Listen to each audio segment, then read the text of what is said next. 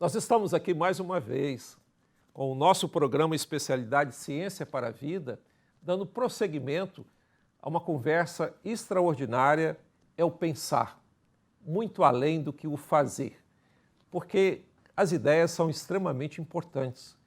E nós estamos com alguém muito especial, o Dr. José Carlos Carvalho, ex-ministro, ocupou diversos cargos no governo, e é uma mente brilhante que nos traz uma série de reflexões que são extremamente importantes para nós como família, para nós como universidade, para nós como sociedade. Dr. Zé Carlos, é um grande prazer tê-lo aqui conosco e é uma grande satisfação. E eu gostaria agora de fazer uma segunda pergunta nesse nosso segundo programa. Como é que você visualiza essa questão dos nossos biomas? Nós temos um Brasil continental e às vezes as nossas leis são genéricas. Por favor, não haveria como dar a nós que estamos aqui no fim de linha discernimento? A gente percebe leis que não são aplicáveis em todos os lugares. Pelo amor de Deus, ajuda-nos nisso. Faça uma reflexão aí. Excelente questão, professor, porque eu sou um crítico das chamadas leis gerais numa república federativa.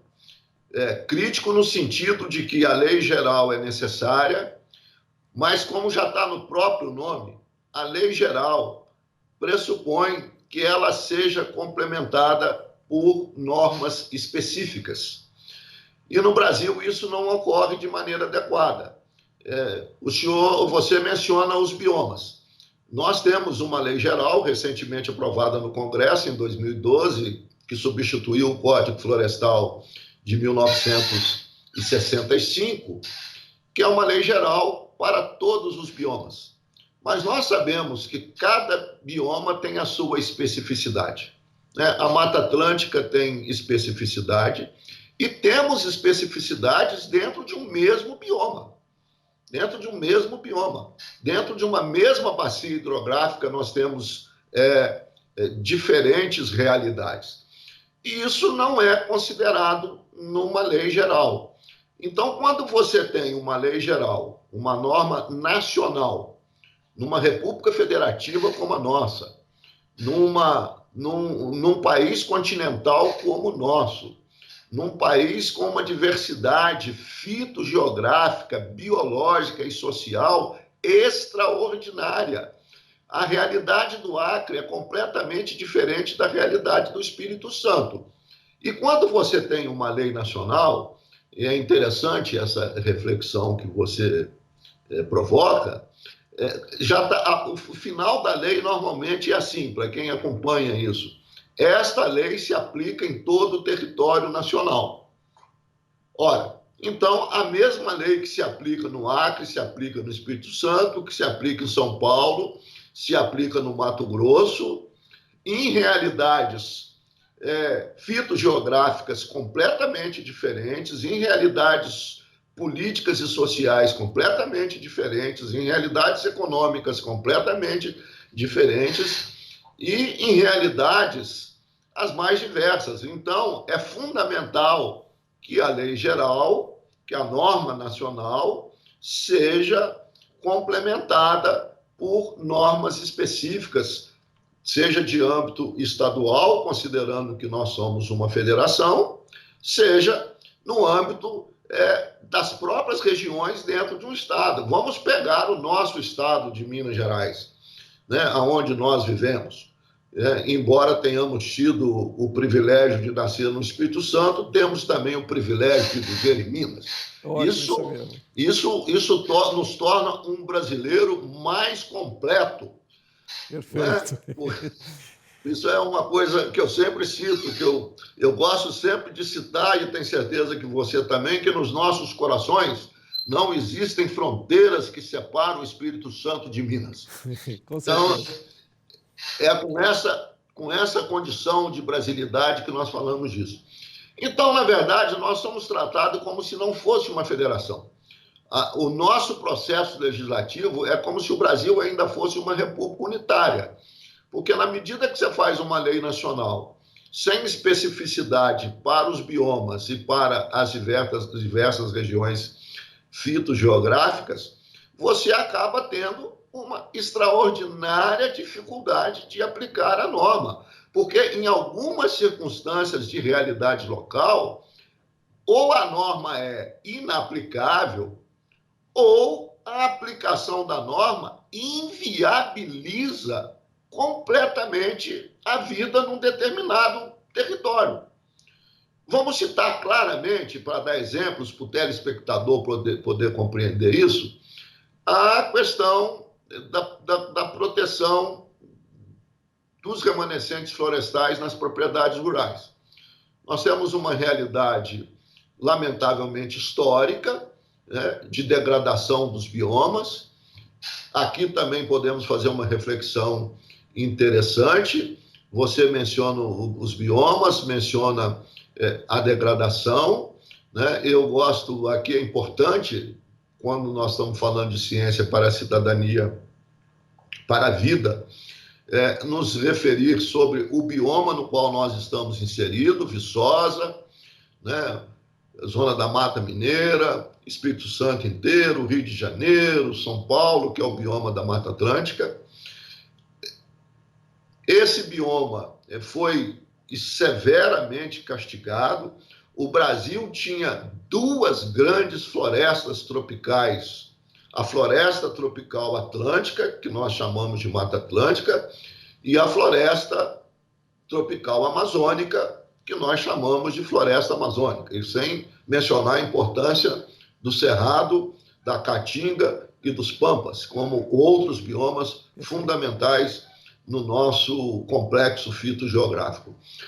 Mas a Mata Atlântica foi severamente reduzida, a zona da Mata Mineira, o Vale do Rio Doce, o Vale do Mucuri, para citar 3 regiões de Minas Gerais, tem hoje uma cobertura vegetal muito abaixo daquela prevista na lei. É importantíssimo mencionar, para um programa que trata de ciência para a vida, que o nosso país, o Brasil, é a única nação do mundo que tem nome de árvore, que tem o nome de Brasil por causa da árvore pau-brasil, que ocorre na Mata Atlântica e que hoje, lamentavelmente, frequenta a lista das espécies da flora brasileira ameaçada de extinção. Ora, isso merece uma grande reflexão, porque não é apenas por razões de natureza ambiental, também por razões de natureza cívica. Nós deveríamos ter protegido o pau-brasil como a árvore símbolo da pátria, a árvore que deu nome à nossa pátria. E ainda assim, não tivemos os cuidados necessários. Mas, retornando, nós precisamos de ter normas específicas. Vamos pegar o caso da pequena propriedade rural, que foi desmatada e que a legislação exige que seja recomposta. É importante, essa é uma visão minha, dar um tratamento diferenciado para a agricultura familiar, para o pequeno proprietário, do grande proprietário, né? Quando a gente pega o passivo ambiental, coincidentemente estou participando de um estudo de restauração florestal do Vale do Rio Doce, as pequenas propriedades, a agricultura familiar, ela representa 80% do número de imóveis, mas apenas 10% do passivo ambiental. Enquanto os grandes, que têm 20% dos imóveis, representam 80% do passivo. Mas como, voltando ao seu tema central, a norma é genérica, é aplicada para todo mundo, essa realidade social importantíssima acaba prejudicando a aplicação da lei ou fazendo com que a aplicação da lei prejudique o modo de vida do pequeno agricultor. Esses são dilemas que ainda estão presentes na legislação brasileira e que certamente terão que ser enfrentados no curtíssimo prazo, porque mesmo com o advento da nova lei florestal, Lei Nacional de Floresta de 2012, nós temos a Lei da Mata Atlântica e se discute hoje uma compatibilização dessas normas para que as peculiaridades locais que você menciona sejam consideradas. Dentro desse raciocínio, me permite fazer uma pergunta. Eu vejo o pessoal, por exemplo, coloca muita culpa no eucalipto, numa série de outras atividades degradantes, que consideram degradantes. Nós não teríamos a pecuária? Eu vejo a nossa falta de sensibilidade, de percepção ambiental que você colocou, eu dou até uma disciplina aqui, percepção ambiental. Está nos faltando enxergar o sol. Exemplo, você comentou aqui, aqui é a zona da mata, não é a zona da pecuária. Os nossos solos são pobres. E nós temos uma dificuldade louca de entender isso, que a nossa grande fonte de energia num país tropical é o sol. Olha a quantidade de madeira, você como engenheiro florestal poderia nos falar. Mas eu tenho uma outra coisa que eu acho interessante, que vale a pena uma reflexão. Isso não seria um problema de posse da terra? Hoje, quando você deixa um pasto virar capoeira, vira uma pequena mata, vem o Estado e diz assim, aqui não se mexe mais. Opa, vamos botar fogo nisso, vamos roçar isso. Quer dizer, é uma dicotomia, uma coisa que não bate, né? O Estado querendo ser dono da terra e o proprietário querendo defender a posse da terra. Não precisamos mudar essa mentalidade ou eu estou completamente errado? Não, eu acho que a mudança de mentalidade é necessária, levando em conta uma questão central que a sua pergunta nos remete. Primeiro, o Brasil tem um processo histórico, que é histórico, de uso predatório da terra. Primeiro, por ignorância, né? Ignorância no sentido de ignorar, porque no Brasil a gente usa, confunde a expressão ignorância como se fosse, quando a gente chamamos uma pessoa de ignorante, a impressão que dá é que a gente está chamando ela de grosseira. Não, não é isso absolutamente, né? O que a palavra ignorância quer dizer é que as pessoas, por falta de acesso ao conhecimento, por ignorar o conhecimento, ele é levado a práticas predatórias. No caso específico, nós estamos falando de uso da terra. Eu sou descendente, por parte de mãe, dos italianos que chegaram no Espírito Santo no fim do século XIX, início do século XX. E chegaram com uma missão de ocupar as terras, de desmatar. Né? Até na minha infância, eu ouvia muito lá em Jerônimo Monteiro, onde eu nasci, a expressão terra boa para café é terra de mata. Isso era um mantra. Então você desmatava para plantar o café, como você falou, nossa região é terras pobres, mas como era recente, desmatava, botava fogo, você tinha o fósforo proporcionado pela queimada e conseguia. Bom, então, mas isso fez parte do passado. Hoje nós precisamos de desenvolver uma nova abordagem de uso sustentável da terra. Né? E o uso sustentável da terra a lei não basta para fazer o uso sustentável da terra. O sustentável da terra é tecnologia, é acesso à informação, é crédito rural utilizado de maneira adequada, é dar o apoio ao agricultor, é permitir que a Mata Atlântica regenere onde ela precisa regenerar e não chegar lá num pasto sujo, né, que começa a virar uma capoeira, numa área que você poderia permitir que a agricultura continuasse. Então, é preciso combinar a aplicação da lei com o conhecimento. Primeiro porque uma regeneração, toda regeneração começa com o pasto sujo. Mas não é, isso não pode ser uma regra absolutamente imutável. É preciso daquela área onde o uso da propriedade permite um uso sustentável, que isso seja permitido. Então, o que é que nós temos? Nós tivemos um grande desmatamento da Mata Atlântica historicamente para café, né? Aliás, todos os grandes ciclos históricos da economia brasileira foram de devastação das florestas. Cana, lá no início ainda, na colônia, né? O café e, mais recentemente, o pior deles, você mencionou, é a pecuária extensiva.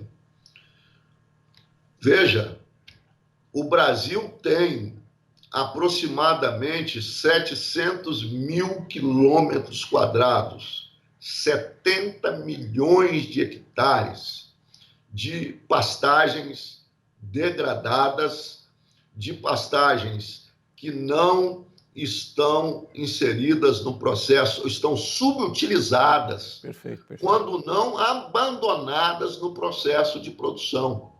Então, o grande desafio de uso da terra no Brasil é recuperar pastagens degradadas.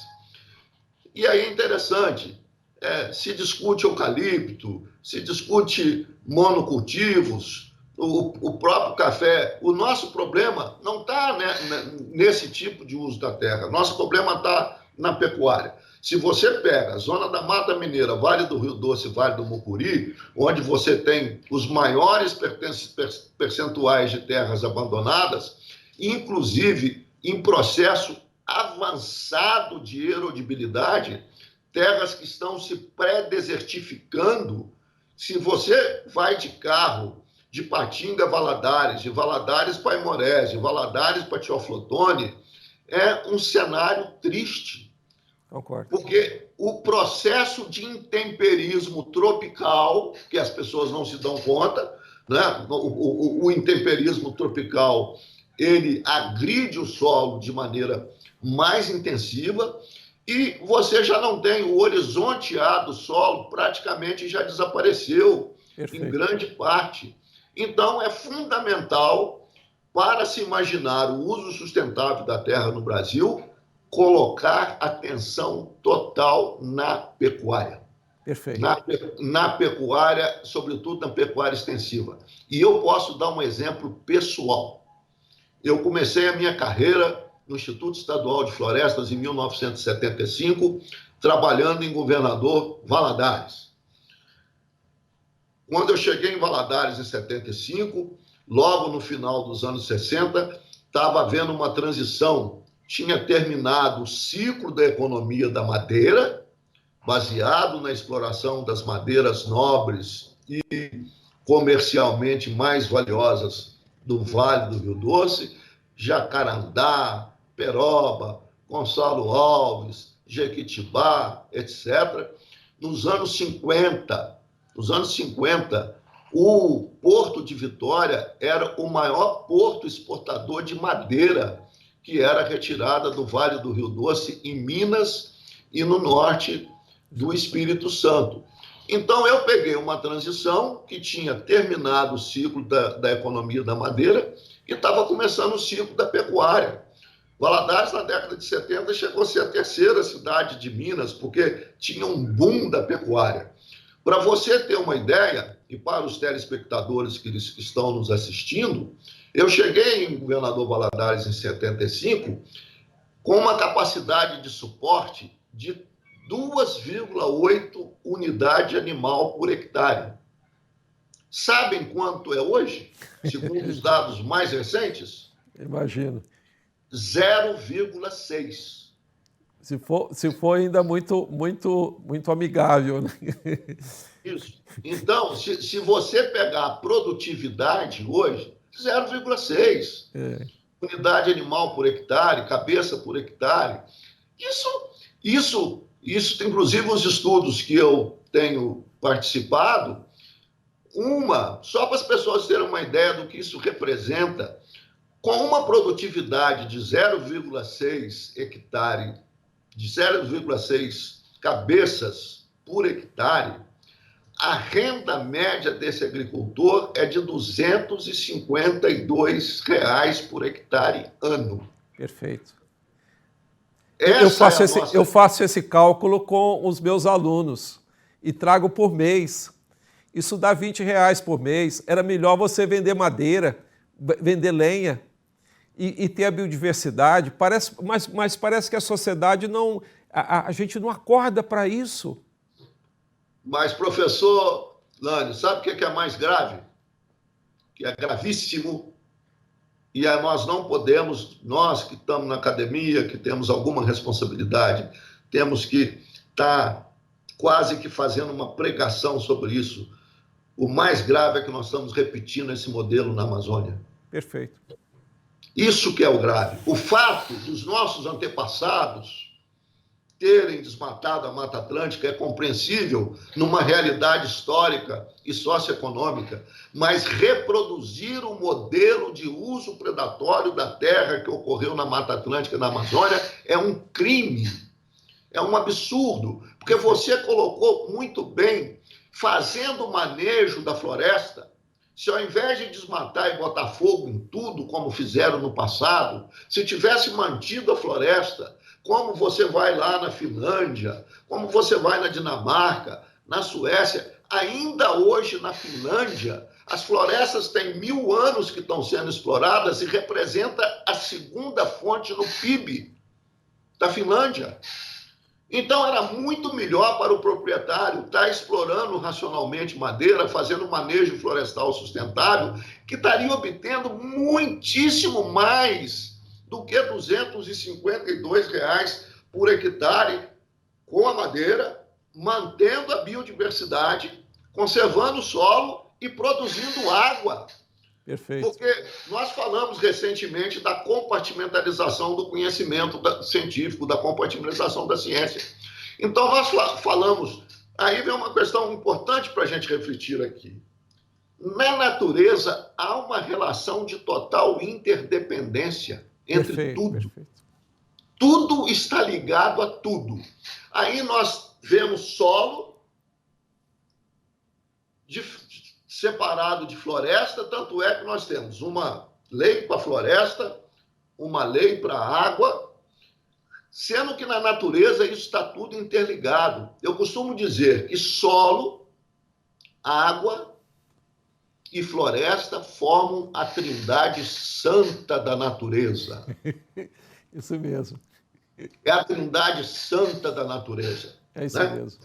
Mas nós tratamos isso de maneira tão compartimentalizada que não percebemos que quando nós conservamos floresta, nós não estamos conservando biodiversidade, estamos produzindo água e estamos conservando solo. Perfeito. E a sociedade acaba entrando, no meu entendimento, num dilema falso. Nós acompanhamos aí, ainda hoje vigora um debate muito acirrado entre ambientalistas e ruralistas, que, no meu entendimento, parte de uma premissa falsa.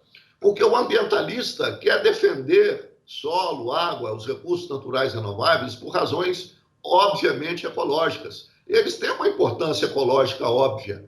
Mas há um detalhe que escapa nesse debate. Eu pergunto, é possível produzir alimentos sem solo e água? Essa é uma questão. Então, sim. Não é só por razões ecológicas, é por razões econômicas e sociais. Perfeito. É por razões de sobrevivência dos próprios seres humanos. Então, se você precisa de solo e água para produzir alimento, quando você destrói solo e destrói água, você está destruindo os insumos e a possibilidade da prosperidade futura do próprio setor agropecuário. Então, vamos fazer um debate baseado no bom senso, na realidade, em que você vive num país de dimensão continental, onde é possível você ser o maior player mundial na produção de alimentos e, ao mesmo tempo, ser o país detentor do maior ativo ambiental do planeta. O Brasil ainda tem essa possibilidade. Está nas mãos da sociedade brasileira escolher esse destino.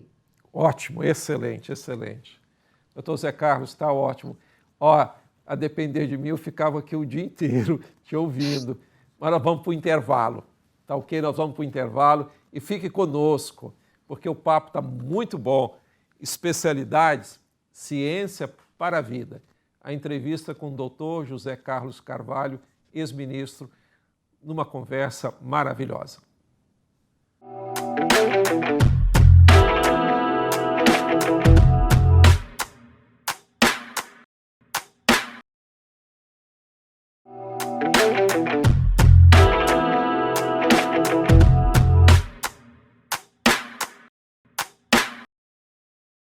Nós estamos aqui mais uma vez com um programa todo especial. Não é somente porque especialidade é ciência para a vida, mas também o nosso entrevistado, Dr. José Carlos Carvalho, ex-ministro, um pensador, uma pessoa que está fazendo excelentes reflexões que vale a pena você ouvir até o final, está conosco na nossa querida TV Viçosa. Dr. Zé Carlos, estamos aí novamente, que coisa boa.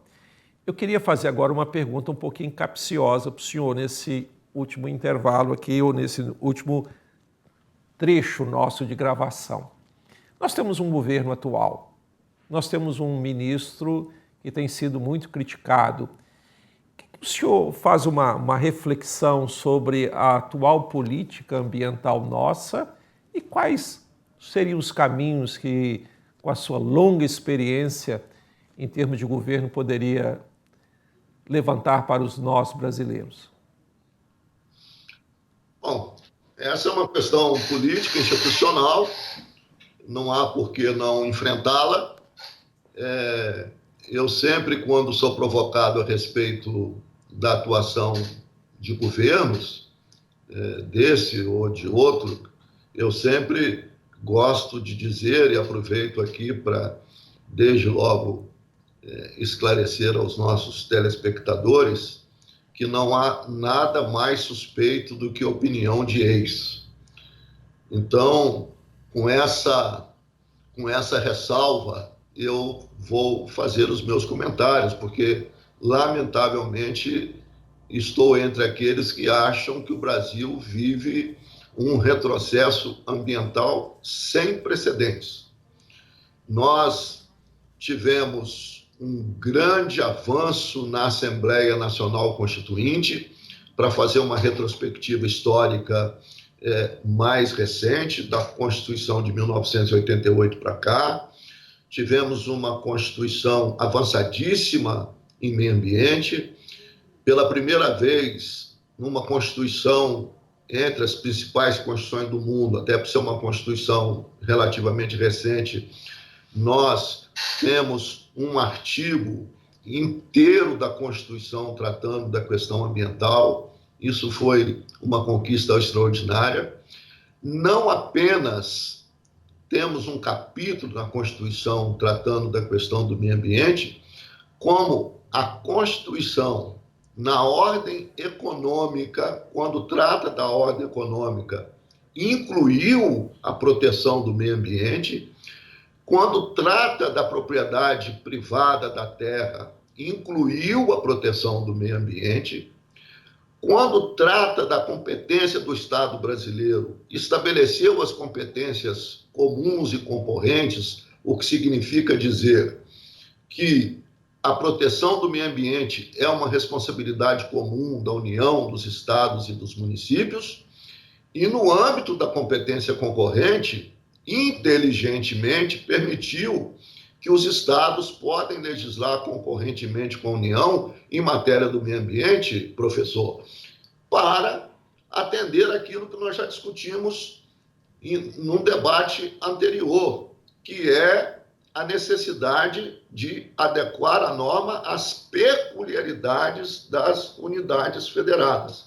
Então, isso tudo tem previsão constitucional. Evoluímos muito de lá para cá com uma legislação avançada. O Brasil é uma das poucas nações do mundo que ainda hoje fez uma lei criminalizando o dano ambiental. foi além. O Brasil, ao criminalizar o dano ambiental, fez uma coisa também inovadora do mundo, que é criminalizar a pessoa jurídica, não apenas as pessoas físicas. Então, as empresas que provocam dano em meio ambiente podem também ser criminalizadas. Tivemos uma legislação de proteção da biodiversidade, a Lei Nacional das Águas, tivemos a criação da Agência Nacional de Águas, da qual participei, a criação do IBAMA, do qual também participei. Enfim, tivemos uma evolução grande, ainda insuficiente para tratar dos problemas ambientais brasileiros na magnitude com que eles se apresentam. Temos problemas ambientais urbanos inadmissíveis para um país que está entre as 10 economias do mundo, principalmente quando se trata de saneamento ambiental. Perfeito. E, respondendo conclusivamente a sua pergunta, eu estou entre os que acham que temos um grande retrocesso ambiental. O governo federal tem uma visão retrógrada da sustentabilidade do meio ambiente. O governo tem uma visão de desenvolvimento absolutamente ultrapassada. O atual governo percebe o desenvolvimento com a visão dos anos 60, dos anos 70, da ocupação da Amazônia com a mesma visão dos anos 70. Então, o que está acontecendo para mim é um retrocesso lamentável. A sociedade brasileira está reagindo. Ainda ontem, o Congresso Nacional deixou de aprovar uma medida provisória que legalizava a grilagem das terras na Amazônia. Isso foi uma conquista da sociedade. Essa medida provisória caducou, o assunto vai retornar através de projeto de lei a ser discutido amplamente com a sociedade, mas nós vivemos um momento de retrocesso. E não é um retrocesso apenas em relação à legislação.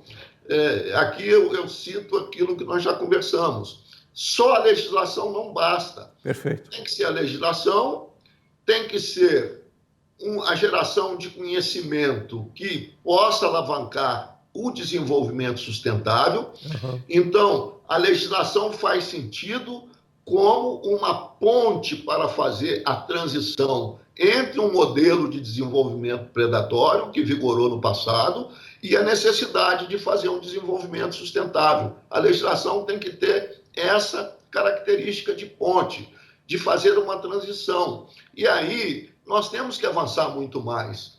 Não basta ter uma legislação exclusivamente para punir o uso predatório da natureza. Isso é necessário, mas é insuficiente. Nós, além de punir o uso predatório, nós precisamos de ter uma nova legislação, um novo ciclo de políticas públicas para promover o uso sustentável da natureza. Esse é o elo faltante da política de meio ambiente no Brasil, com foco na sustentabilidade.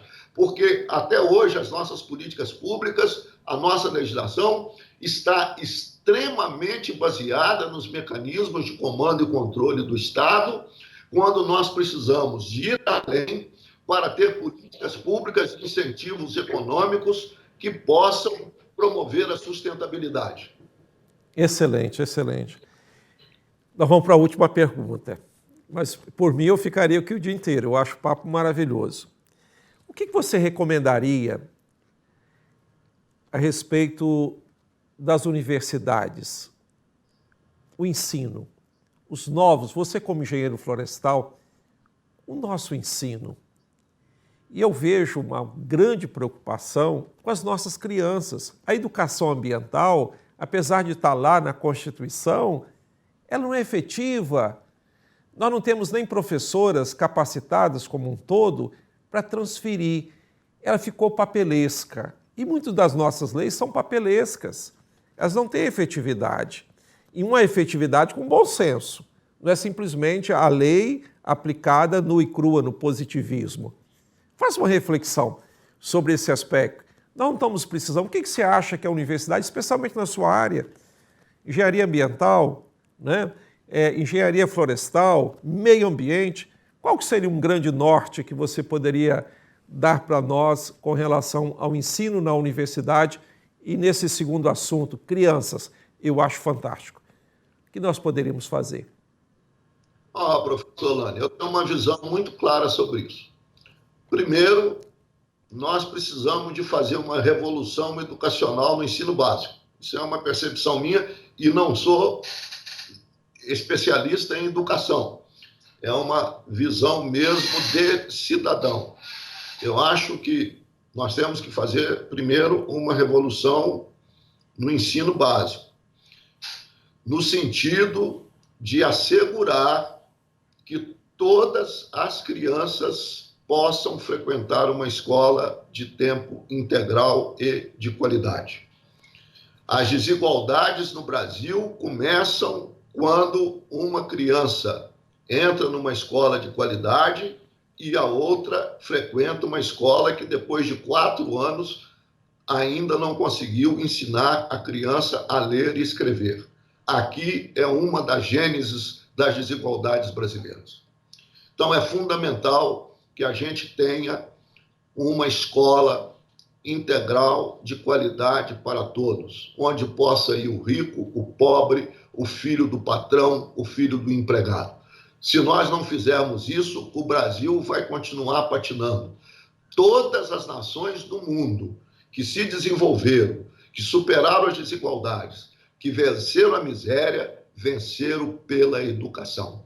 Se nós quisermos fazer uma verdadeira revolução no Brasil, uma revolução sem armas, uma revolução pela via da paz e não da violência, nós teremos que botar uma geração inteira das crianças brasileiras e as gerações seguintes em escola de qualidade, com outro formato mental. Perfeito. Um outro formato mental. Quer dizer, uma escola integral no sentido do tempo e integral no sentido da formação. Eu não posso aceitar a escola apenas como um local, e eu reconheço que isso é importante, mas não pode ser exclusivamente para produzir um sujeito para o mercado do trabalho.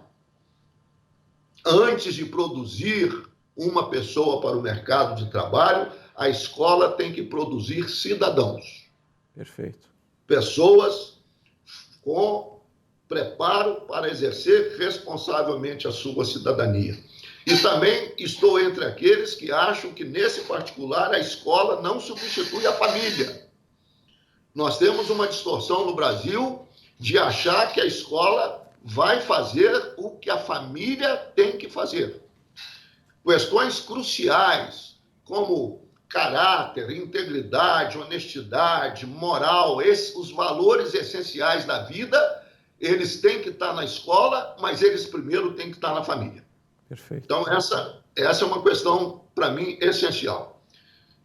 Vencida a questão do ensino básico e indo para a universidade, como você menciona, eu, sinceramente, sou um grande crítico, né? E não é do Brasil, é da academia tal como ela está. Eu acho que aí também nós tivemos, surpreendentemente, ao longo do século passado e do início desse século, uma espécie de reversão, porque quando surge lá atrás ainda, no Renascimento, a ideia da universidade, vem de universal. O conhecimento estava enclausurado nos monastérios. Então, aí surge a ideia da universidade. Precisava de universalizar, precisava de tirar dos monastérios aquela coisa restrita, né? E, infelizmente, hoje o que a gente vê é uma universidade intramuros, novamente. Não só pela compartimentalização do conhecimento, mas a universidade sequer dialoga com a região na qual ela está inserida. Pega qualquer universidade no Brasil. Vamos pegar a nossa Universidade Federal de Viçosa, um dos maiores e mais conceituados centros de ciências agrárias do Brasil e do mundo. E como é que está a realidade das propriedades rurais num raio de 50 quilômetros da Universidade Federal de Viçosa? Perfeito. Como que a Universidade Federal de Viçosa contribuiu para melhorar os padrões de produção agropecuária na sua área de influência? Isso vale para todas. Eu estou citando Viçosa porque nós estamos conversando sobre Viçosa, mas aplica-se a qualquer outra universidade. Então, nós voltamos para dentro do muro. A universidade precisa sair do seu muro. E, ao sair do muro, ela vai entender que as demandas requerem conhecimento integrado. As demandas requerem conhecimento de natureza sistêmica, né? O conhecimento na vida da natureza, o que existe é o ecossistema. O conhecimento também ele tem que se voltar a essa visão holística. Então, é preciso mudar e mudar profundamente. Não são mudanças cosméticas, de currículo, mexe aqui, mexe ali. Não, sinceramente, nós estamos precisando eu diria, de uma revolução, no melhor sentido, Perfeito, para levar para dentro da universidade a visão holística, a visão sistêmica, a visão integrada. Se eu sou engenheiro florestal, eu vou me formar em engenharia florestal, mas eu tenho que saber que vou lidar com a floresta não apenas para desenvolver as melhores tecnologias de uso e conservação da floresta, mas também sabendo que eu vou conservar a floresta, vou produzir água, e vou conservar a floresta e vou conservar solo. Essa interação tem que estar presente na formação do profissional. Então, é isso que a gente espera de uma nova academia no Brasil e no mundo inteiro. Você já tem isso mais avançado em países mais desenvolvidos, mas nós no Brasil ainda estamos muito aquém daquilo que seria necessário para promover uma formação integral do profissional. Seja ele agrônomo, engenheiro florestal, biólogo, etc, etc. Excelente. Eu tive a oportunidade, gostaria de mostrar aqui um registro pessoal na Universidade Wagner. Universidade Wagner, ciência para qualidade de vida. É exatamente isso. Se nós pegarmos as nossas universidades, elas não têm norte. Nós somos apenas, às vezes, formadores e distribuidores de diploma naquele sistema anterior, né, que você comenta. A necessidade de buscar um novo rumo, um novo norte, né? Qual que é o nosso norte? Eu sinto muito essa falta, me perdoe dizer isso. Doutor Zé Carlos, infelizmente, eu ficaria com você aqui o dia inteiro batendo papo, mas sei que você é uma pessoa ocupada e nós também temos limitações aqui. Eu gostaria de agradecer de coração a sua participação. As suas reflexões são maravilhosas, norteiam vários assuntos e não só como capixaba, mas como admirador, eu te dou os meus parabéns. Muito obrigado. A oportunidade que você me deu, professor. Foi muito grato para mim, muito honroso participar do seu programa e poder interagir com os telespectadores da TV Viçosa. Fico agradecido. Eu quero você de volta nos próximos programas, pode estar certo disso. Fique Estarei conosco. à disposição. Fique conosco. Nós estamos aqui na TV Viçosa. Não deixe de nos prestigiar com as suas indagações, sugestões e com possíveis entrevistados. Nós estamos à sua disposição. TV Viçosa, nós amamos esse canal.